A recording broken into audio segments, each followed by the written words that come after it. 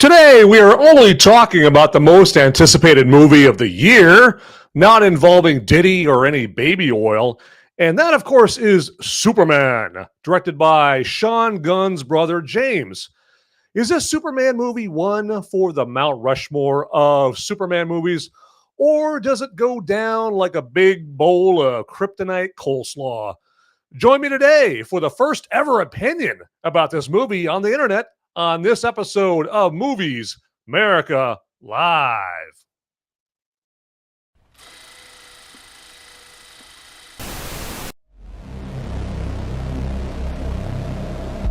In a world where the number of movies available is great, but many are so bad, you'll learn a new definition of hate. One man sifts and reviews through the movie sludge. One man will be the movie cop, jury, and judge.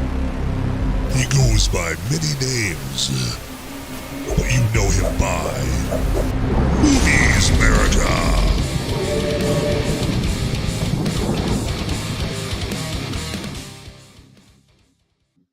All right, everybody. Hey, welcome to this latest episode of Movies Merica Live on this Sunday. It is technically still the weekend. As always, I am your humble host, Van Ebert, a.k.a. Movies Merica, to some folks out there in the world, okay? And I want to welcome my movie maniacs and my fellow freedom-fueled film fanatics out there in Movies Merica. And we are going to be talking about a kind of an obscure movie that not a whole lot of people were looking forward to, that's kind of flown under the radar and doesn't get a lot of publicity. The marketing is pretty much minuscule, and of course, none of that is true about this movie today, James Gunn's Superman. Yes, Superman, obviously one of the most prolific, most popular superheroes out there, and every single time a Superman movie comes out, it makes big news and, yields absolutely no opinions whatsoever on the internet about it at all. Okay, so I don't know how people survived back in 1978 when Richard Donner's Superman with, of course, Christopher Reeve came out. And, they had no X or TikTok or Facebook or Instagram to gripe and about the movie too, right there. I guess they just, I don't know, had to do it. Just, they had to call their buddies up and say, this movie sucked, or this movie's awesome. They had to, do that thing on your phone where you actually call people and you talk to people, person to person, ancient times. Oh, those ancient prehistoric times there. But we're going to get into some Superman here. But real quick here, let me remind you guys that you can live chat with others. And then, if you live chat, I can see your live chats there on Rumble and YouTube. And that's how we can communicate between each other or with each other through the live chat. So, because that's one of the perks of doing a live show like Movies Merica Live, is that, as I'm spouting my opinion and my viewpoints and my whatever you want to call it about said movie this week, then that gives you the opportunity to get on there and, when you're like sitting there, you're like, this guy, did you just hear what this guy said about this movie? Did you, if I could just talk to that guy, if I could just let him, give him a piece of my mind. What? I can? Oh, there's this thing called live chat? Oh, and I could set this punk straight? Oh, yeah, there we go. Sweet. All right. And then you just get in the live chat, and you let me know in the live chat, like, hey, punk, all right, your opinion is a pile of dog crap. Okay. All right. This movie's awesome. All right. Or why do you love this movie, Van? Like, what are you smoking over there? And can I get me some because this movie sucked and you think it's great? What are you talking about?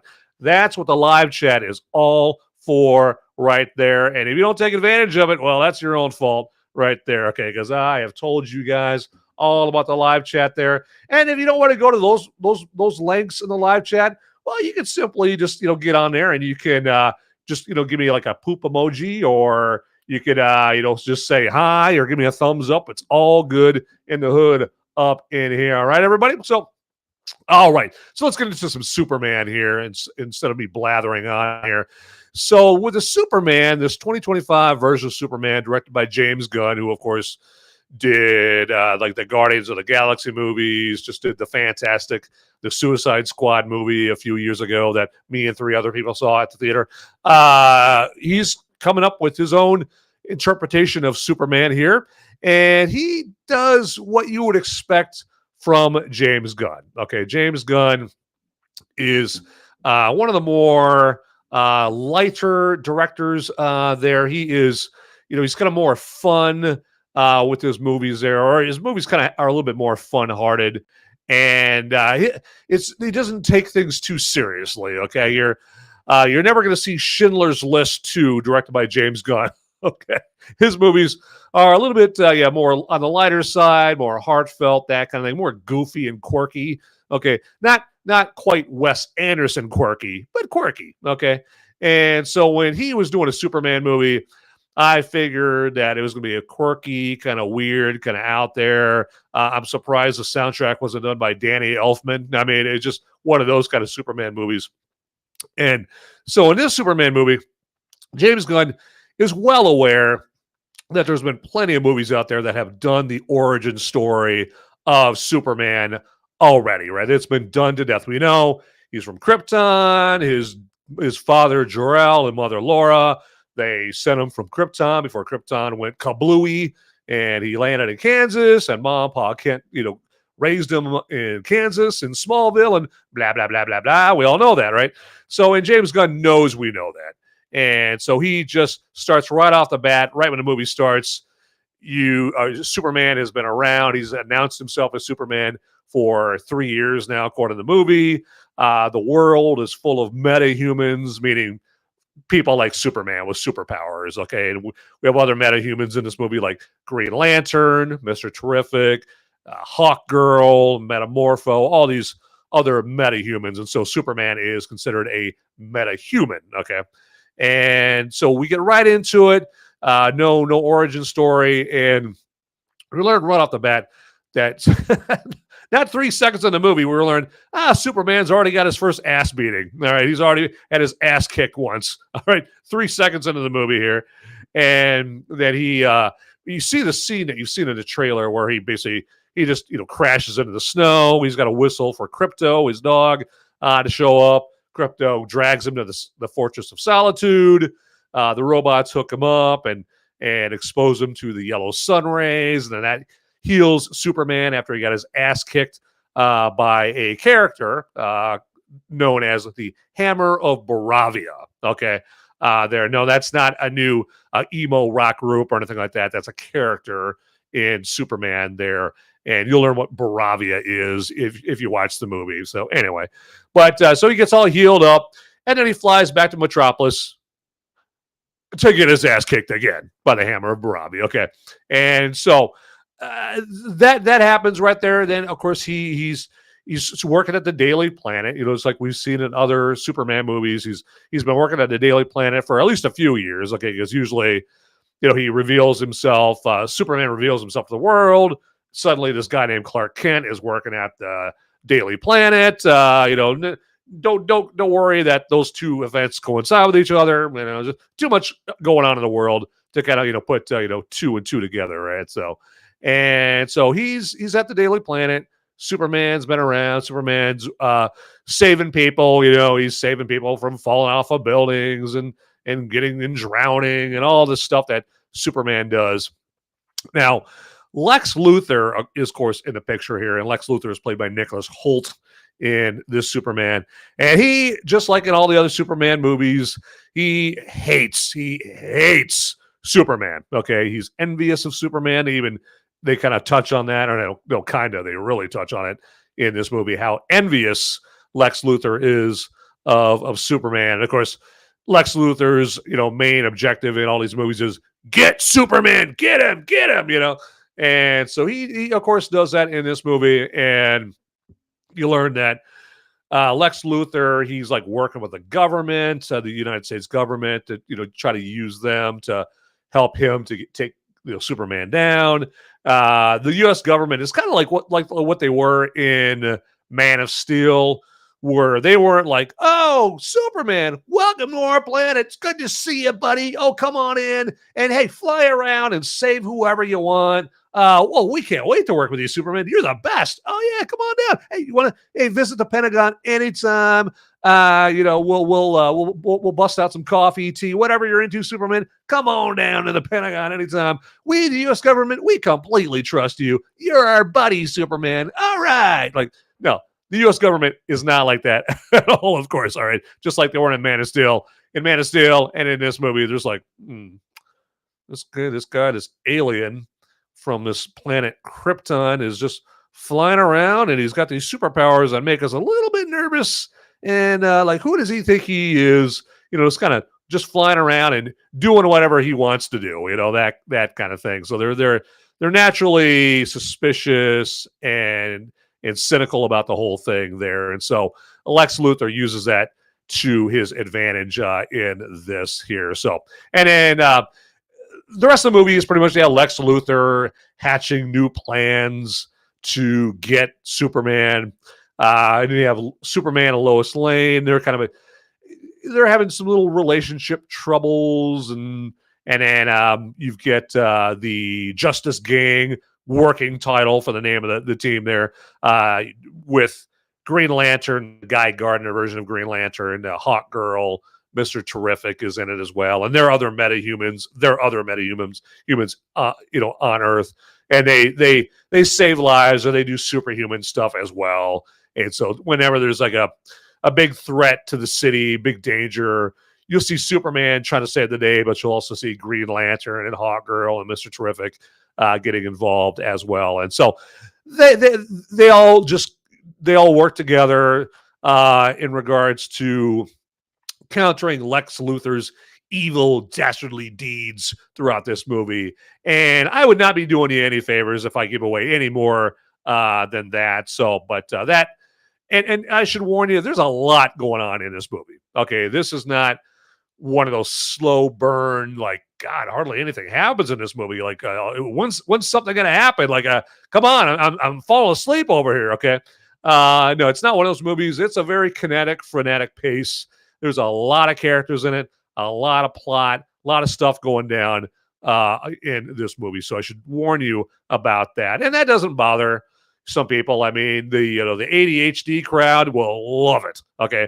Matter of fact, it might still be too slow for them. And I'm surprised that I didn't see any product placement for Ritalin in this movie. But I guess what would be the point? The people that are taking a Ritalin already are the biggest fans of this particular type of Superman movie anyway, and they're already taking it. So what would be the point of the product placement other than just remind them, hey, you got to renew your prescription there. So, but more about Superman here. Let's get one thing out of the way. I get what James Gunn was trying to do with this movie. All right, he was trying to make a Superman movie that is more true to the Bronze Age comic book Superman, and not one that imagines Superman in a more real-world, grounded setting like Zack Snyder tried to do with Man of Steel. Okay, that was all the rage when Man of Steel came out in 2013, right after Christopher Nolan's Dark Knight trilogy wrapped up. Because remember, Nolan's Dark Knight trilogy was more grounded, real world. Wasn't fantastical or anything like that. And so that was the trend of the day.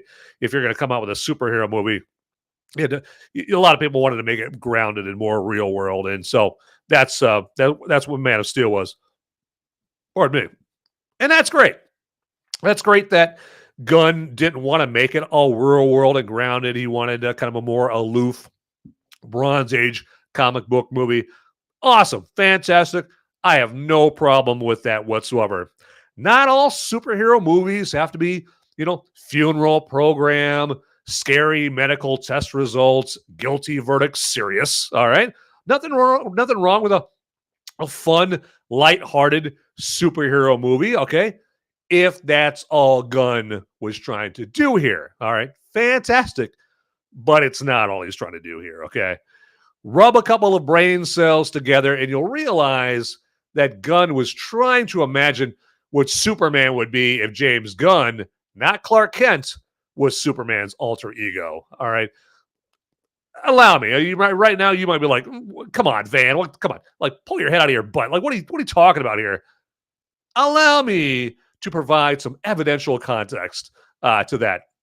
So in this, one thing, if you haven't seen the movie yet, one thing you'll notice right off the bat, or further on into the movie, Superman gets his ass kicked a lot in this movie. Okay, he gets his ass kicked like Gunn would, basically, if James Gunn was in the super suit. So, but don't worry though, because like Gunn would, after getting his teeth rearranged, he has a hilarious quip to share with us as he's collecting himself. All right. Now, this is just pure 100% fantasy fulfillment on Gunn's part. And, it's his movie, so he gets to do that, all right? It's my party. I can cry if I want to, right? It's his movie. He gets to do what he wants. It's not just his fantasy fulfillment, though. I've heard many others online and offline say they want Superman to be relatable to them. Nope, not me. Not me. I don't want him to be relatable to me. I don't want Superman to be down at our level. It's just so we can see ourselves in him. I want to figure I want to figure who's out there putting the onus of protecting mankind on himself to be more serious and stoic, respected and formidable. Okay. I mean, what if Superman was just like a barista at your favorite coffee shop, or he's your favorite GameStop clerk? Like, wouldn't that be great? Hell no. If I'm in mortal danger, I'm not calling for Skyler, the hipster barista, or Jaden, the pimple-faced iconoclast of Fortnite knowledge over at my local GameStop for help. Superman isn't human. He's Kryptonian. He shouldn't feel like he's required to be human. Act human to blend in, of course, so you're not some off-putting weirdo, while you're here on Earth. But I don't like it when he's portrayed that he has to lower himself. All right, I'm not digging that whatsoever. All right? I'm not picking up what they're putting down when they say that. In this Superman movie, Superman, he's thin-skinned, he's triggered, pouty, and thusly disrespected as a result by many of his fellow characters. Okay, and right now you might be like, oh, okay, all right, yeah, okay, spout your stupid theories, Snyder bro. Okay, because that's basically what I've heard a lot is if you're not making sweet love to this James Gunn Superman, well, then you're obviously you're a Snyder bro. You light candles to a Zack Snyder altar, in some closet in your house or something like that.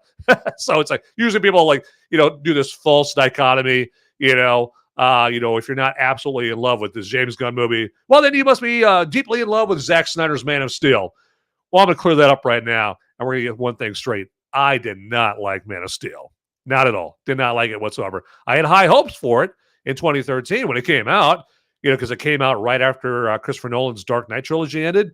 And I was like, oh, they're going to take Superman, my favorite superhero, and they're going to give it the real world, kind of down to earth treatment like they did Batman. Sweet. I can't wait. All right, let's see what you can do. Come on, Zack Snyder. Let's do it. And again, like I said, I did not like Man of Steel. One thing I did like in that movie, though, is I did like the idea behind one of Russell Crowe's quotes as Jor-El to Superman. And the quote goes like this here, and I'm just going to try to paraphrase it, but it's like, you will give the people of Earth an ideal to strive towards. They will, I think it was a race behind you. They will stumble. They will fall. But at some time, they will join you in the sun. And in time, you will help them accomplish wonders or something like this. That was the phrase that Russell Crowe had in that. And I'm guessing, with that quote there that Russell Crowe did that I liked in that movie, I'm guessing Superman getting butthurt about a name that people call him on the internet isn't part of what Jor-El was talking about there. Because you'll see in James Gunn's Superman that Superman is so thin-skinned that there's a name that one of the names that people call him on the internet, and he just drives him nuts. All right, he just gets his basically his panties. He gets his panties in a wad over this name that people call him in this movie right there, and that is not the kind of Superman that I'm down with right there, not at all. So I'm not digging it at all right there. But all right, let's check out our chat right here and see who we got up in the chat. And hey, we got my man PSD, Professor Savage Dad, in there. And oh, he must be talking about Ritalin here. Yeah. He says, yeah, I heard it was shot far too much like a Gen Z movie now. And yeah, I would agree. The Gen Z, Gen Y, the Ritalin Rangers, they're going to love this movie here. So, and yeah, bronze, I'd say, is more bronze. He asked bronze or silver there. And yeah, it's like, yeah, it seems to be like the late 70s, early 80s for sure there. Because, yeah, I mean, like, with that time frame in mind, that's when the Superman movies that I dig the most came out. That's the Richard Donner Superman in 1978. And then, of course, then he had Superman 2 come out in 1980. There, directed by Richard Lester. And Superman 2 was the first superhero movie that I saw there. And it just floored me, completely floored me right there. So, all right. Hey, let me take a second here to remind you guys that, hey, there is a like button on this episode. And if you are picking up what I'm putting down and you like the episode enough, there to click the like button, and the like button is right down there. Okay, it's right down there somewhere. Okay, and it costs you $0. All right, it doesn't cost you anything to hit the like button. And then, hey, hey, if you want to go the extra mile and tell hey, your brother, your sister, your mom, your dad, your Uncle Henry, to hit the like button and watch this episode as well, by all means, send them the link to this episode, and so they can watch this spoiler-free Superman episode as well. And then we got some other buttons down there, too. Not just the like button. We got the subscribe or follow button down there as well in whatever platform you're watching this show on, this episode on. And only click it if you haven't already, okay? If you've already clicked it at one point in time, don't click it again, because then you'll unsubscribe or unfollow. And then same goes with the notification bell button down there as well. Just click on that. And that gives you the option of being notified whenever there's a brand new, piping hot, fresh episode of Movies Merica waiting just for you to sink your teeth into. Yeah, absolutely. Because don't we all love that? You go to a pizza place or you're cooking a pizza at home and you open up that oven when it's done. You just get that sweet, sweet pizza smell just wafting up your nostrils there. And so wouldn't you like to be notified right off the bat when there's a sweet, tasty new Movies Merica episode waiting just for you to check out there? Of course you would. You'd be crazy if you didn't like that, right? And then also, hey, if you're not watching this episode live, okay, which I know not everybody can, all right? Hey, maybe you're flying around saving, cats from trees and, saving people from drowning or, keeping airplanes from crashing because you're a metahuman. You're too busy to watch this live, or you got to watch the recording of this episode later on. Well, hey, I can still hear from you, and then I can, in turn, communicate back with you right there. I can get back to you and respond to you via the comments section down below, all right? You can get in the comment section, and, yeah, let me know what you think of this episode. I mean, do you think it sucks? Do you think it's awesome? Do you think it's meh? Think it's somewhere in between, by all means. Comment about whatever you want down there in the comments section. And I do check out the comments there. I am not delicate and fragile. I'm not some little delicate flower that is afraid to look at comments because somebody might say something bad about me. Oh no! Like, not me. All right, I can take the criticism. And of course, hey, I'm human. I love compliments even more. So if you want to bathe me in compliments in the comments, well, far be it from me to stop you. Go ahead and get in there and take and do that to your heart's content right there. So, and Professor Savage Dad right there, yeah, he says something very wise beyond his years. He says Donner's first movie was fantastic. Absolutely. Okay. Now, we were talking about the Gen Z generation here, and the Gen Z generation. Now, if they were to go watch the 1978 Superman movie right now, predictably the first thing they'd say is, "You call these special effects? This looks so corny. This is so obvious. This CGI sucks in this movie. Oh my god, And now maybe if you warn them ahead of time, of that, and let them know, okay, yes, the special effects are of their time, okay, and just pay more attention to the screenplay and the story and the plotting and the pacing and all that stuff, and the great performances, from legends like Christopher Reeve and Margot Kidder and the late, great Gene Hackman. I should say the late, great Margot Kidder. Well, hey, the late, great Christopher Reeve. Is everybody dead from that movie? I think maybe so. I don't know. Right there. Absolutely. So, and I love it.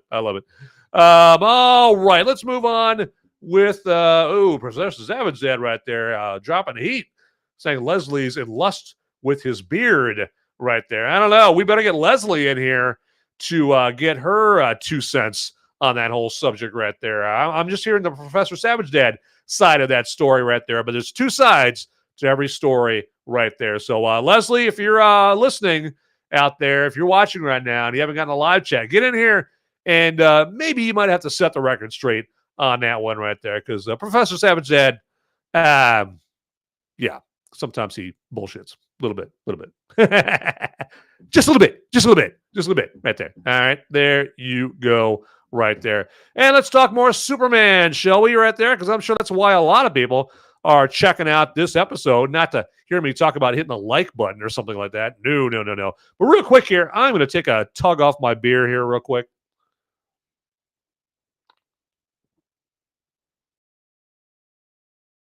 Excellent. And that reminds me to tease you guys about the fact that I'm going to be doing a brew review time here later on, and I'm going to review that beer, that very beer that you just saw me drink there again, in brew review time coming up shortly. All right. Now, in Superman, some of the CGI was good. All right. I don't put a premium on CGI having to be absolutely stellar consistently in a movie like this. Just, a movie like this, just going for like a lighthearted tone. All right. I mean, this movie has a fat Gila monster looking kaiju creature running around Metropolis and endangering even the squirrels. Sorry about that. Beer burp coming up. Even the squirrels. All right. Of which Superman does save a squirrel in this movie. Okay. This all happens in this movie, for God's sakes, right there. So, and also, you can't say that Gunn skimped on the action, which is one of the knocks on a Superman movie that came out almost 20 years ago, Superman Returns. Okay, who's it? Forget the director's name. He's been canceled long ago here, but Superman Returns came out almost 20 years ago now, with Brandon Routh, the unknown, that came out and played Superman in that. I can't believe that's almost 20 years ago now. My God, I'm getting old. But like I was saying, okay, Gunn did not skip on the action. Okay, but Superman Returns did get knocked on it not having very much action in it whatsoever. At least not as much action as you would want for a Superman movie there. However, at least Superman Returns has, at least, one epic sequence where Superman, not Superman and committee, but Superman alone, is saving people in a big blockbuster scene, and that, seen by the whole world way. And that scene that I'm referring to here would be the disabled falling jumbo jet scene in Superman Returns. Okay. That scene, after Superman saves the jumbo jet and everyone in it by landing the jet on a baseball field in a stadium, it also serves as this triumphant, feel good, Superman is back scene. Okay. And that I remember, because in Superman Returns, he's been gone for 5 years at the beginning. Okay. So he had been on Earth, saving people and doing Superman things. And then he he heard word that Krypton, there might be like some fragments or some part of Krypton that survived the explosion. And so he left Earth to fly to Krypton to check things out and see if, hey, maybe there's some Kryptonian survivors there. And then he comes back after the 5 years. And the way that Superman lets the whole world know that he is back is this scene where they've got this jumbo jet, and it's got the space shuttle on top of the jumbo jet. Remember way back in the day where we used to have the space shuttle go up there, and it used to get launched into space, or somehow it got transported on a jet, right? You'd fly the space shuttle from this location to this location via jet, something like that, right? And so they've got a scene like that where, stuff goes wrong, all right? The fit hits the shan, and the jet is disabled, and it's falling to the earth, right? And Superman has to come to the rescue and save everybody on the jumbo jet. And he lands the jet in this baseball field in the middle of this baseball stadium right there. And that's how the whole world realizes, oh, Superman is back. Yay! And it's just like this really cool, feel good, like, yeah, scene in Superman Returns there. And there is nothing that reaches those heights in Gunn's Superman. All right. Superman mostly has to be saved, or he has to count on the ineptitude of a baddie or of a bad guy to be lucky to survive. All right. And on top of that, he's almost looked at like a joke by his fellow metahumans, like Guy Gardner, Green Lantern, and Mr. Terrific. Now, if he being Superman, if Superman acted more like the above it all, cool under pressure, Christopher Reeve Superman, then they'd likely respect him more. Let me make this very, very straight. Let me make this point very clearly. I so wanted to like this movie. I did. I wanted to like this movie.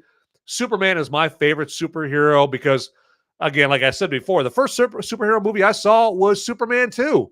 And I thought it was amazing. I saw it when I was a little kid. And in that movie, Superman was so cool. Even went down, all right?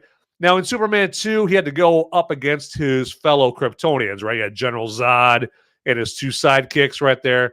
And they had the same powers that he did because they came from Krypton and they got these superpowers, via the yellow sun, right? Just like Superman does.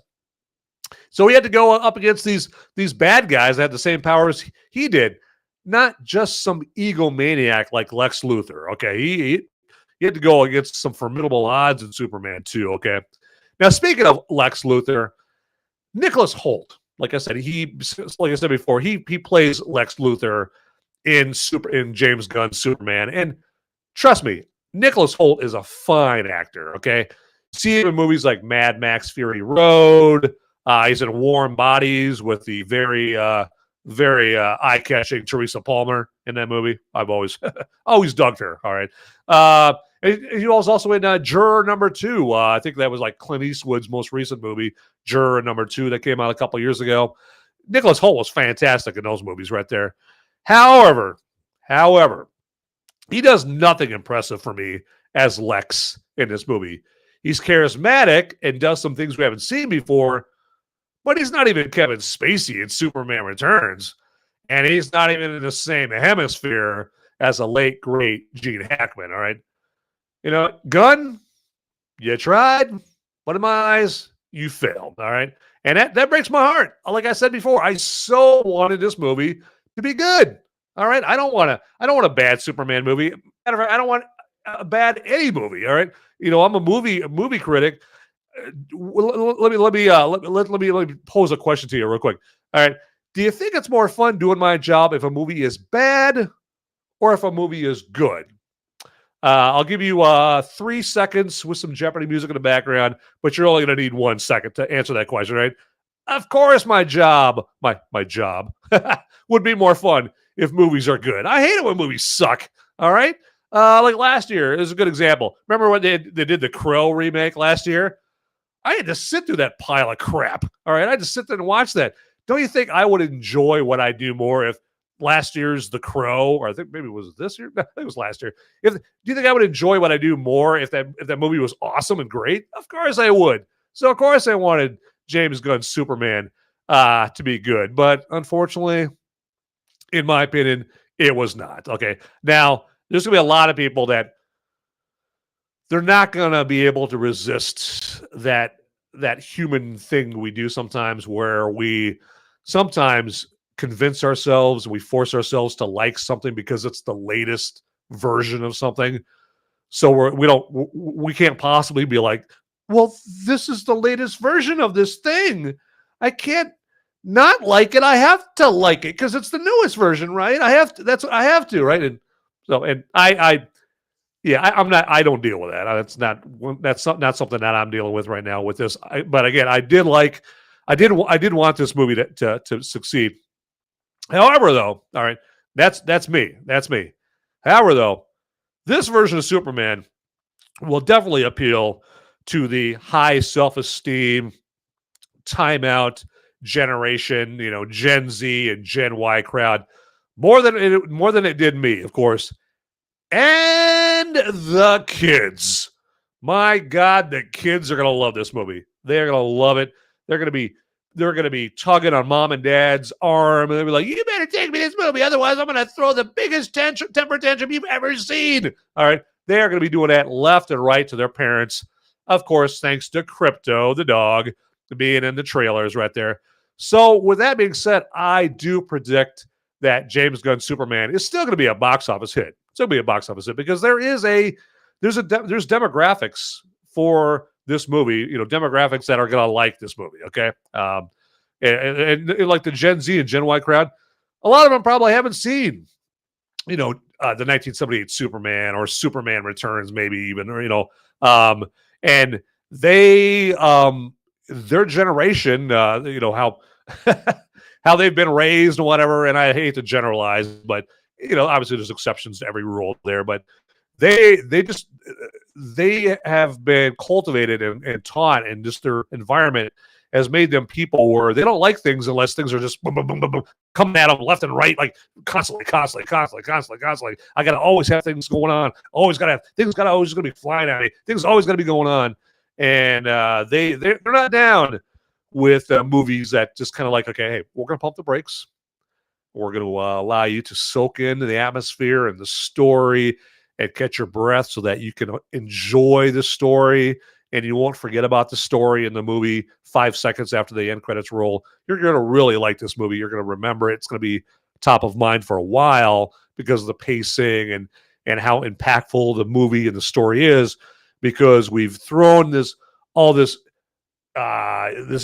attack to the senses at you, but we've also we've tensioned you up and then we've released. Okay. And you never get that with James Gunn's Superman whatsoever. It's just constant,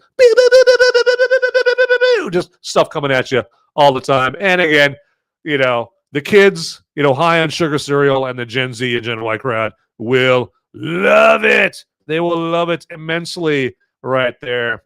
All right, so let's do this. Let's go switch it up here a little bit, and we're going to do what I teased earlier a little bit there, right there. And of course, that's me reviewing that beer that you saw me drinking. And so with that, hey, let's get into a little brew review time.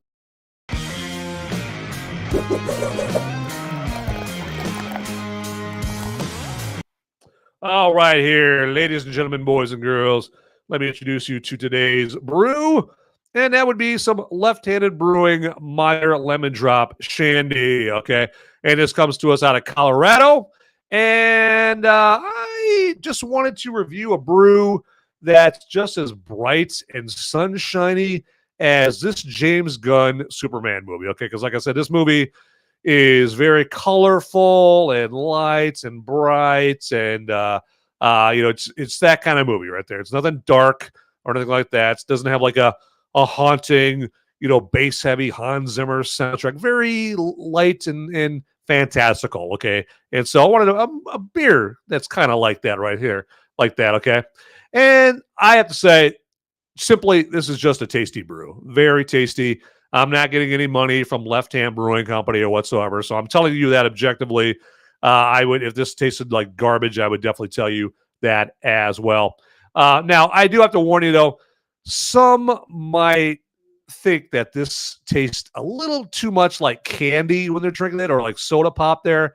Your hardened beer fans might not dig it because of that right there. But me, I'm a fan. I dig it. It doesn't taste too much like candy or soda pop or anything like that to me. It's subtle enough to where it's not overpowering or anything like that. Now, it does have it's called a lemon drop shandy, and the way or one of the ways that it gets that lemon drop flavor is it uses lemon drop hops there, along with some El Dorado hops as well. And it uses a number of different malts in there. It's got like Crystal 40 and 2-row malts that contributes to the flavor of this beer as the condensation from it rolls down my arm right there. Oh, it's getting my watch wet. Oh, we can't have that. Oh, man, what a little puss I am. But this beer, another thing I would say about it is it's a good entry-level beer for like a beer beginner, okay? Because it doesn't have like a harsh taste to it like a double IPA, something like that, where it's really bitter or anything like that. It's a nice little, just kind of like entry-level introductory beer for, a beer novice out there. So, and, it's also this liquid from a lemon layer comes in at just a little 5.5 rating on the alcohol by volume scale there, or 5.5% alcohol by volume is a better way to put it right there. But yeah, get yourself some Left Hand Brewing Meyer Lemon Drop Shandy right there. Again, not getting paid to say that. All right, not at all. And you could probably find it somewhere like via the Open Bar app on your phone, or Uber Eats delivers booze. You might be able to get it there. This is not going to be as easy to find as Coors Light or something like that. But if you want it bad enough, you know what? It's kind of funny how that works, right? If you want something bad enough, we all find a way to get it, right? So that's one of those universal truths of life, right? But instead of me talking about this, I'm going to take a little taste of this zesty brew right here.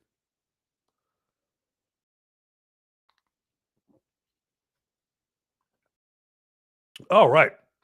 Fantastic right there. So, yep, Left Hand Brewing, the Meyer Lemon Drop Shandy right there. Check it out. And, yep, get your hands on it. I don't want to hog it all or anything like that. But as always, that has been Brew Review Time.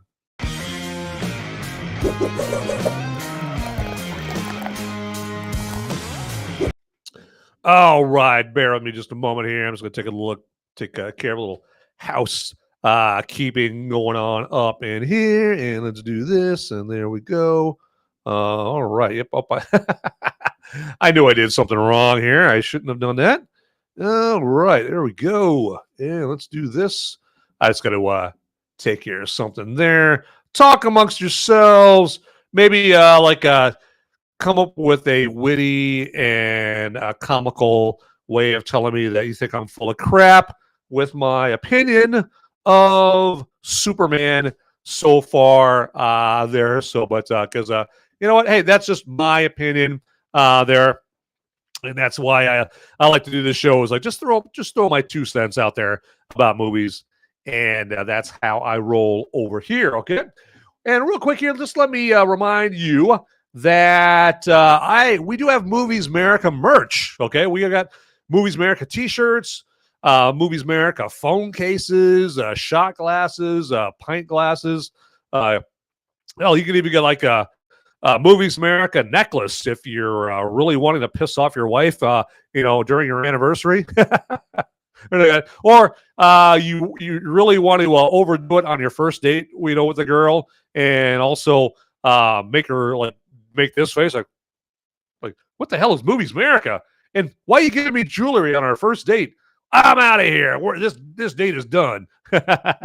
So, but we got all kinds of Movies Merica merch there. Okay, I can't possibly name off all the types of Movies Merica merch that we have, but I can tell you how you can get to the Movies Merica merch, and it's very easy. All you gotta do is click on the Movies Merica merch link in the description down below, right there, and it'll just open up the Movies Merica website, Movies Merica merch website, I should say. And you'll see the Movies Merica merch right there.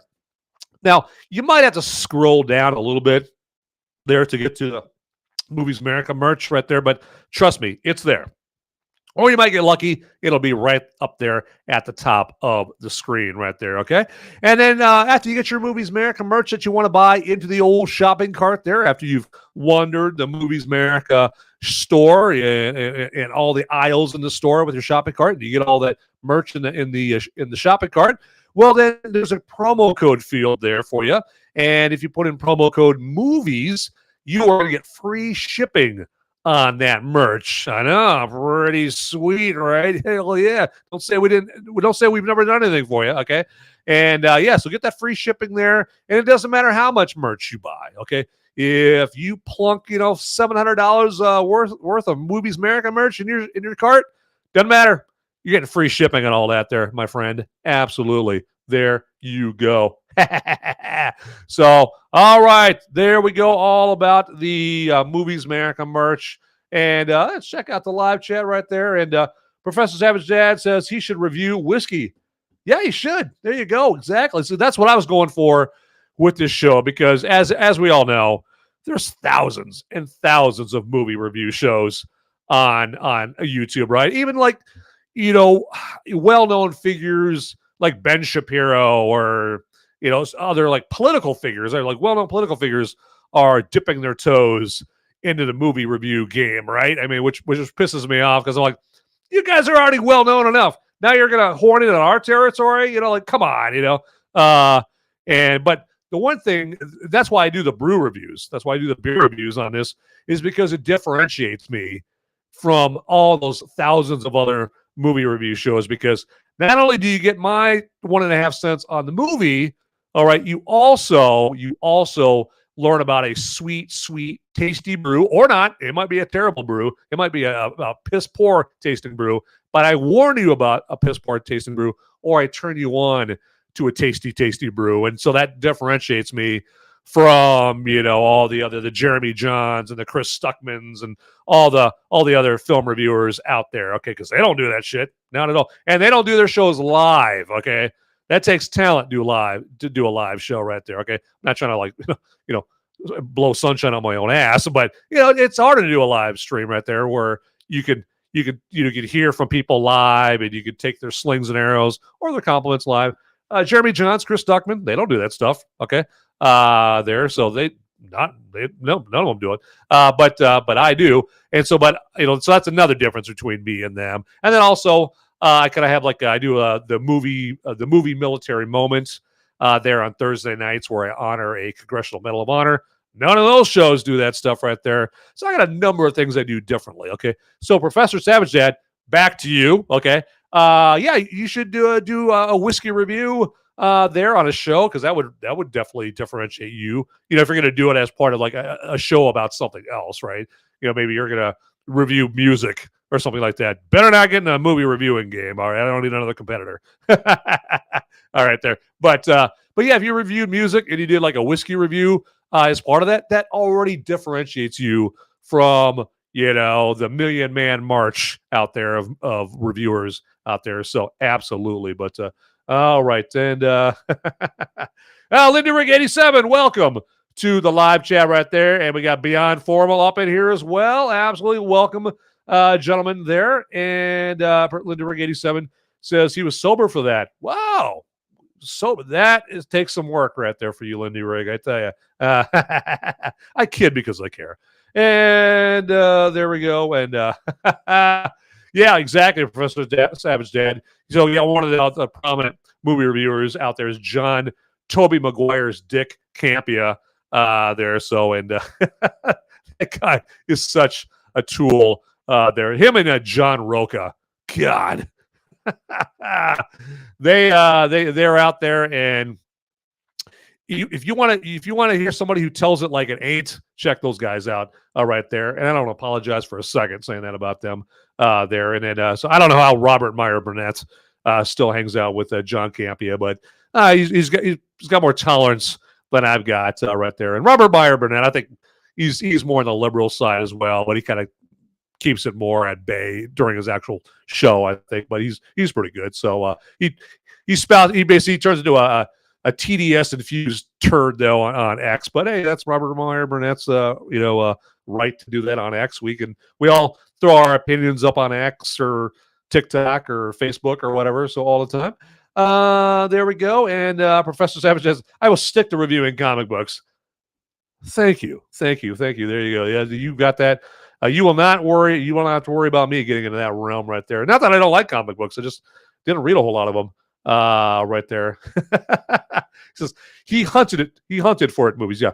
He's like, yeah, John Campea. That was one of his famous clips of him. It's like, I hunted for Tobey Maguire's dick. I hunted.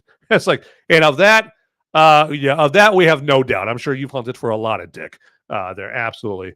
And Chris Gore. Yeah, Chris Gore got a mention from Professor Savage. Yeah, I did Chris Gore. I like Chris Gore. I met him one time. I was at one of the Geeks and Gamers Nerdrotic meetups there in Dallas, and Chris Gore was there. It was fun. I had a fun little conversation between him and X-Ray Girl.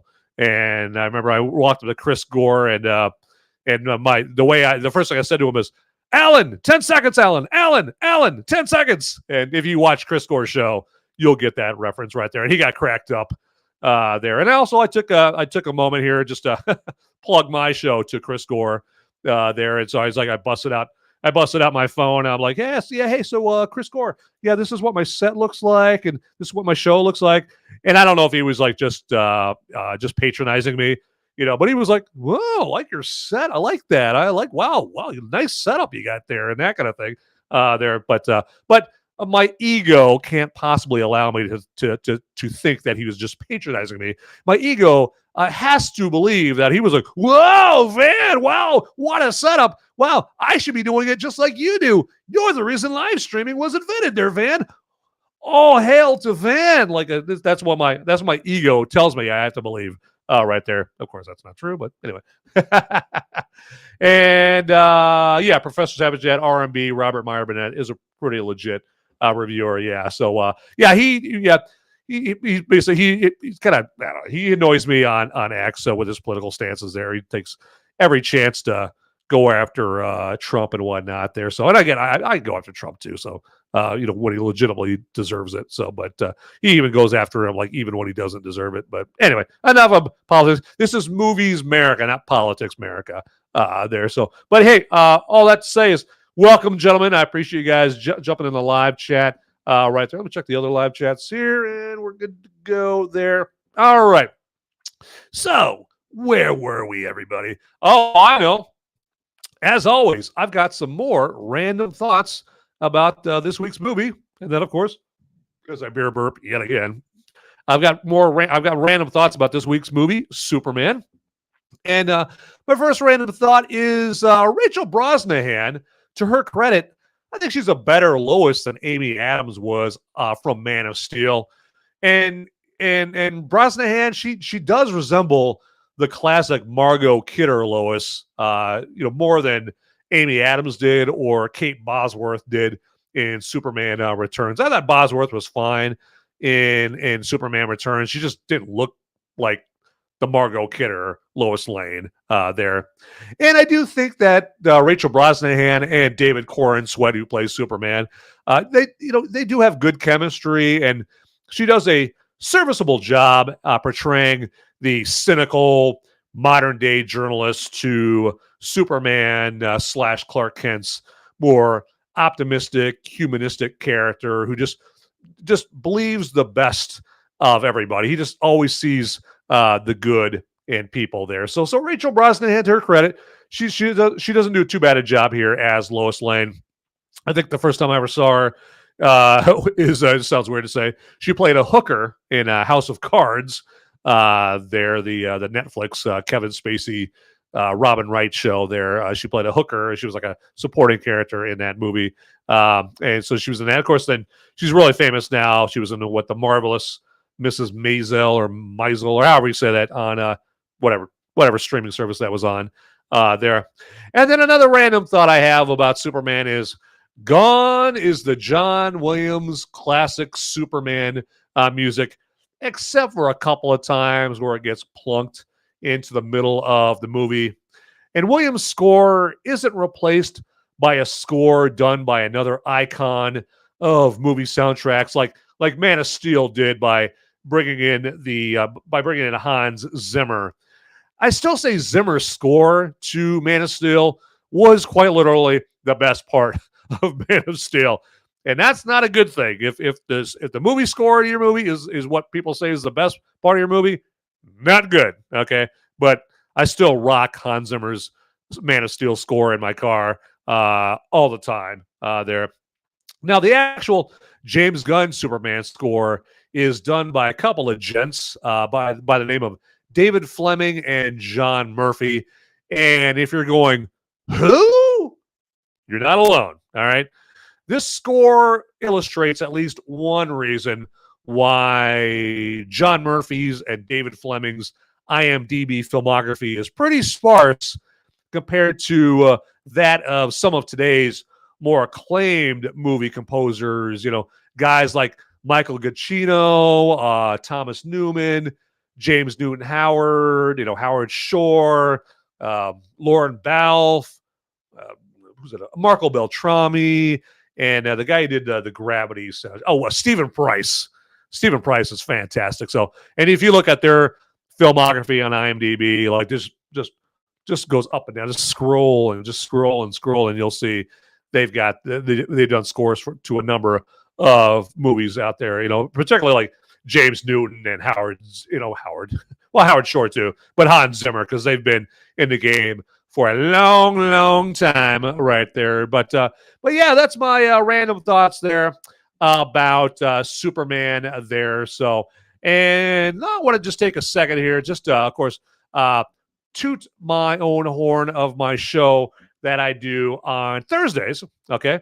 Because it's not just this Sunday afternoon show that I do, okay? This is the spoiler-free Movies Merica live show, okay? Show that I do there, if I could stammer that out, that I do of mostly the latest movies, okay? But so this is a spoiler-free show. I think I've communicated that way too much here in this same sentence. But I also do a Thursday night show that is a spoilery show. It's spoiler heavy sometimes, but it's a show where I don't worry if I drop a spoiler or two or three or 300. Okay. And that's my Thursday night show called Movies Merica Spoiler Warning. All right. And that's coming up this Thursday night at 7 Eastern, 6 Central, 5 Mountain, and 4 Pacific. Okay. Again, this Thursday night. And since I'm talking about Superman on this spoiler-free Sunday show, well, that means I'm going to be talking Superman on this Thursday night's show there. That's the pattern. All right? I always do the spoiler-free show on Sunday about a movie. And then the following Thursday, I do a spoilery show about that same movie, okay, where I do a deeper dive and do a more of an autopsy on the movie than I do on the Sunday show there. Because, you know what, I don't have to worry about not dropping spoilers on the Thursday show, okay? And but again, yeah, that's this Thursday night. And I am not just going to be talking about Superman by myself, all right? I'm going to have my man Dell that's going to join me on the show this Thursday night as well as my very special guest here. And he came to mind to be a guest on this show for Superman because he is a super Superman fan. Okay. He's a massive Superman fan. And if you just look up Dell, D-E-L, look up Dell on X, okay? And you'll see he's got a whole lot of followers right there. He puts in a lot of work on X right there. And you'll see, at least lately, it's nothing but nonstop Superman movie posts on his X page there, simply called Dell, D-E-L. There. So check out my man's X page right there. And yeah, get ready for him to be my special guest this Thursday night as we really do a deep dive on James Gunn's Superman movie this Thursday night. Okay.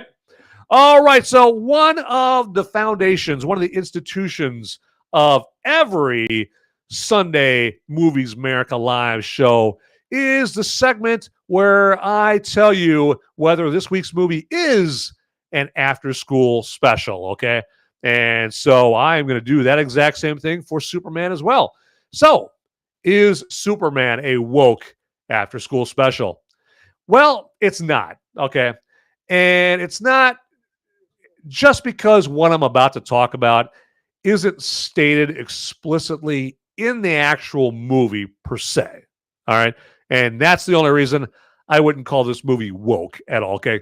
And I should preface that by giving you my definition of woke. Okay. There's always people always like when somebody says something is woke and a person doesn't like them saying that it's woke, one of the lame, stale, predictable responses you always get is, well, what's your definition of woke? You know, they're trying to make you stumble, right? They're trying to get you to stumble and fall and I don't know what is my definition of woke. All right? Well, they'll never get me on that because I know my definition of woke and I know it off the top of my head. And it's very easy. Woke is anything where it is designed specifically as part of an overall endeavor to first divide this country of America and then destroy the country by dividing it. Any move that's part of that endeavor, okay, that's put out there to help in dividing us, okay. And so you see a lot of examples of that, like heterosexuality versus homosexuality. They're trying to divide people into this camp and that camp on those two things. There's a plethora of other woke subjects where they're trying to pit this group against this group and try to get them to fight each other in order to destroy this country right there. And so when you have something like that where you get this side fighting with this side and it's just meant to cause divisions and that kind of thing en route to a greater goal of destroying this country, that's woke, okay? But they don't have that explicitly stated in this actual movie, okay? That being said, one of the through lines that is in the movie is that Superman being kind and nice and wanting to save people is punk rock, okay? That's one of the through lines. That's one of the kind of the allegories in this movie that Gunn is trying to get across, is that just being kind and nice and giving everybody the benefit of the doubt is very, very punk rock, man. All right. So Johnny Rotten, all right, and Sid Vicious would be down with that, right? It's very punk rock, okay. And James Gunn even plays the song Punk Rocker by Iggy Pop and the Teddy Bears over the end credits there, okay. Nope. You're not going to hear the John Williams Superman theme over the end credits in this movie. No, you're going to get Iggy Pop, okay? Because when I think Superman, I think Iggy Pop, all right? I think some, anorexic dude that's way too old to, always perform with his shirt off. That's who I think of when I think of Superman there. But that combined with Gunn really trying to drive home the point that he thinks Superman is an immigrant makes one think this movie is one big subliminal propaganda piece to promote just outright just disregarding immigration law and screwing over legal immigrants in the name of being kind, because remember, it's so punk rock. I mean, come on, don't you know? And of course, Superman is a refugee, not an immigrant. And no, they're not the same thing. All right. Gunn laser focusing in the pre-release build up to this movie, red carpet interviews and X posts or social media posts, and overall him focusing on the fact that he thinks Superman is an immigrant, in the build up to this movie, wouldn't have been like that in and of itself. It wouldn't have been a big deal 30 years ago. Okay. No one would have thought twice about him. They'd be like, oh, you said that? Okay, well, moving on. Hey, who wants pancakes? Like, no one would have thought anything about it. However, in 2025, it is a bigger deal because we know that Gunn and others who hang out in his liberal treehouse, they tend to lump both illegal and legal immigrants all together when they use the word immigrants.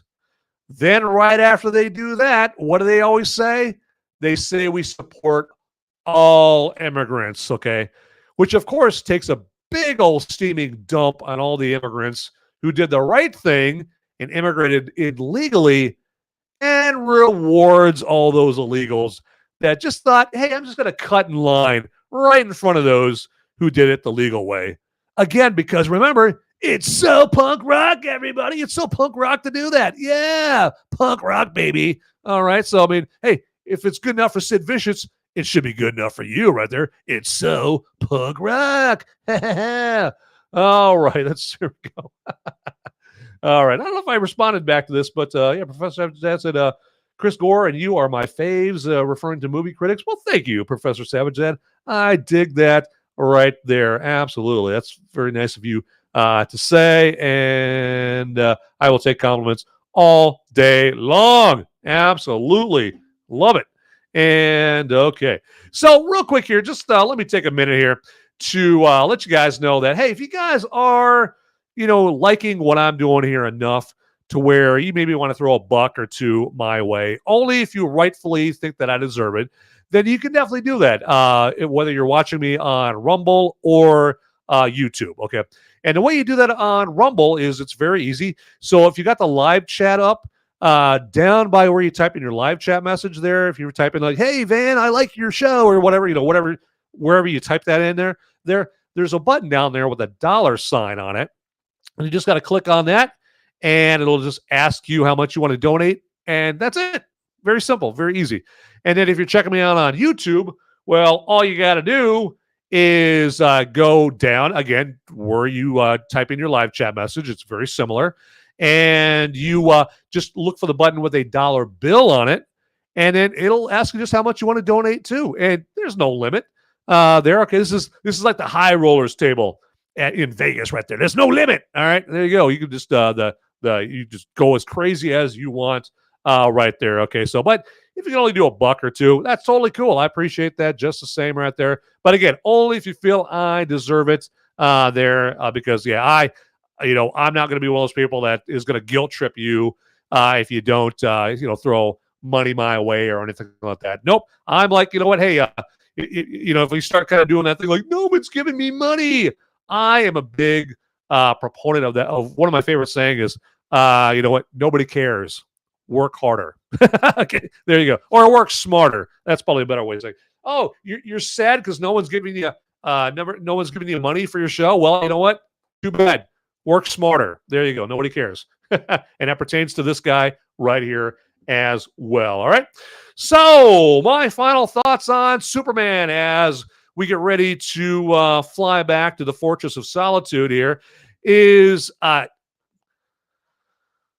can't in good conscience recommend that you go and check out this movie and spend your hard-earned money on this movie at the theaters. That is unless, and this is the big caveat, unless you have little kiddos, okay?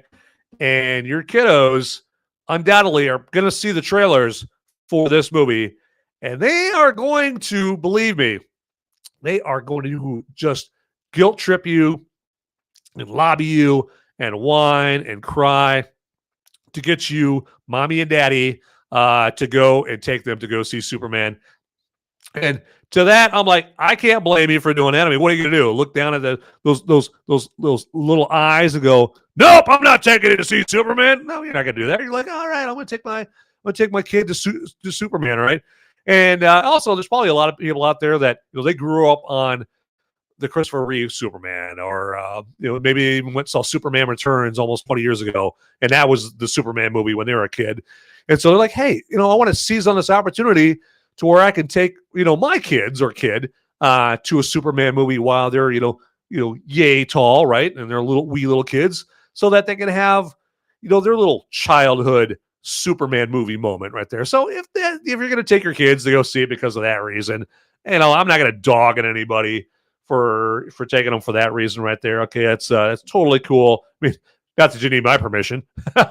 No one's asked for my permission, and I am not demanding anyone ask for my permission for that. But outside of that scenario, I can't recommend anybody spend their money on going to see this at the theater. You can wait for it to come out on streaming there, which it'll be out on streaming, shortly there. So absolutely be it's a Warner Brothers movie, so it'll be on HBO Max there before long. Absolutely. So it might be on Prime though, because Might be on Prime as well, because they just had that early fan screening for Prime members only back on Tuesday. That's how I saw the movie early. Is that early screening for fan or for Amazon Prime members there? So it might be on Prime as well too here shortly. Going on with that, okay? But real quick here, let me ask you here if you guys would. I'm on all kinds of platforms under @Movies Merica, okay? And if you would follow me on those platforms, if you're not already, and those platforms would be places like X and Gab and Facebook and what's another one? Like Rumble, of course. There now, there's a couple of @Movies Merica accounts on Rumble. One has a lot more episodes on it than the other. If you would be so kind to follow me on both, and hey, if you're feeling especially industrious and ambitious, hey, feel free to go into all the episodes on the @Movies Merica account on Rumble, and just start liking episodes. Just go crazy. Just go into every episode and just like. There you go. That'd be fantastic. There you go. I'm not gonna fight you on that. It'd be fantastic. Again, that's only if you're extremely bored. Okay, but if you follow me on any of those platforms, there, like I said, X, Gab, Facebook, Rumble, whatever, then hey, make sure to let me know via DMing me or direct messaging me on my at Movies Merica account on X, and let me know, hey Van, I followed you on this platform and that platform and that platform, and I will follow you back. Okay. Because like it didn't cost you a dime to follow me on those platforms, it doesn't cost me a dime either, okay? So you're going to scratch my back. I'm going to scratch your back as well in the most non-sexual platonic way I could say that, okay? There you go. Right there. Enough of that. Enough of me, sounding pathetic and begging for you to follow me on various platforms and all of that right there. So, and I'm going to wrap up this episode. But again, this Thursday night, going to do a Superman again on the Movies Merica spoiler warning show right there. And let's check this out. Hey, we got Nico joining us here on the YouTube side right here, and I'm not going to close down the show without giving Nico his due right here. And he says, "There's a big plot hole in Superman. Why couldn't Superman with his X-ray vision see Ultraman / Hammer Barabia's face instead of being surprised by seeing his face? He should have known." Yeah, that's a pretty big plot hole right there. And hey, that's a spoiler. I didn't spoil it or anything like that. Now, to Nico's credit, Nico probably didn't know that we don't do spoilers on this show, but it's all good, Nico. It's all good. How you supposed to know there? So, but I just appreciate your input about the movie right there. Yeah, you make a very good point. That's a massive plot hole right there in the movie. And then also there's a number of plot holes in this movie. It was one that I was just thinking of right before the show started there. So there was there was one that it's completely, I'm having a blonde moment right now, so I can't remember Jack right now as I'm getting ready to wrap this up. But hey, Nico, in case you didn't hear, on Thursday night, I've got another show where I've dropped spoilers too, and we do a deeper dive on the movie right there, and that's called Movies Merica Spoiler Warning. Comes on this Thursday night at 7 Eastern, 6 Central, 5 Mountain, and 4 Pacific on YouTube and Rumble there. So hope to see you there right there, and we can definitely get into a lot more spoilers and plot holes and all that stuff on that show right there up in here. Okay, so but again, I want to thank everybody, including Nico, who got it up in the live chat, and I heard from there. Definitely, you guys are going the extra mile instead of just watching. You guys are going the extra mile and getting up in the live chat there. But as I always say, as I wrap up this Movies Merica live show, get out there, people. Those movies aren't going to watch themselves. See ya. Howdy, my movie maniacs and my fellow freedom-fueled film fanatics. Would you do me a favor and check me out at solo.to/moviesmerica? That's where you would go for a one-stop shop for all the links that have to do with me, Movies Merica. And then also, if you want to check out the audio-only podcast versions of my Movies Merica live episodes. That's my spoiler-free reviews that I do on Sunday. You can go to moviesmerica.com or Apple Podcasts, Google Podcasts, Spotify, iHeartRadio, places like that. And then, actually, if you would also check me out on the social media sites like X and Instagram and Facebook and Gab. And I'm on those locations all under @Movies Merica. So it is very easy to find me out there, all right? So get to it, everybody. All right, thanks for watching. Later.